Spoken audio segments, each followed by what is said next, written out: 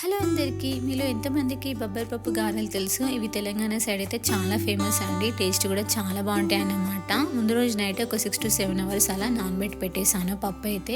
ఇవి చక్కగా నానిపోయాక ఇంకా మిక్సీ పట్టేటప్పుడే కొంచెం అల్లమును మిర్చి అయితే వేసేసి పప్పు అయితే మిక్సీ అయితే పట్టేశాను అన్నట్టు. మనం పప్పు మిక్సీ పట్టేటప్పుడే మెత్తగా అయితే రుబ్బొద్దండి. అక్కడక్కడ పప్పు ఉండేటట్టుగానే చూసుకోవాలన్నమాట. అప్పుడే గారెలు చాలా టేస్టీగా చక్కగా వస్తాయి అన్నట్టు. ఇంకా ఉల్లిగడ్డ అయితే కట్ చేసి వేసేసాను. 1 స్పూన్ జీలకర్ర, 1 స్పూన్ పసుపు అండ్ 1 స్పూన్ కారం అయితే వేసేస్తున్నాను. నెక్స్ట్ ఇక్కడ సాల్ట్ కూడా యాడ్ చేసేస్తున్నాను అనమాట. అన్నీ మన టేస్ట్కి తగ్గట్టు యాడ్ చేసేసుకొని అన్నీ చక్కగా కలిపేసి పెట్టేసుకోవడమే అంతే. నెక్స్ట్ అయితే ప్యాన్లో కొంచెం ఆయిల్ పోసేసుకొని ఆయిల్ కూడా హీట్ అయ్యాక ఇలా గారెలన్నీ వేసేయడం అన్నమాట. ఇలా లో ఫ్లేమ్లో అటు ఇటు టర్న్ చేస్తూ చక్కగా గారెలు అయితే ఫ్రై చేసేసుకుంటే సరిపోతుంది. మీరు డెఫినెట్గా ట్రై చేసి చూడండి, మీకు తప్పకుండా నచ్చుతాయి. ఈ గారెలు చాలా బాగుంటాయి అన్నమాట.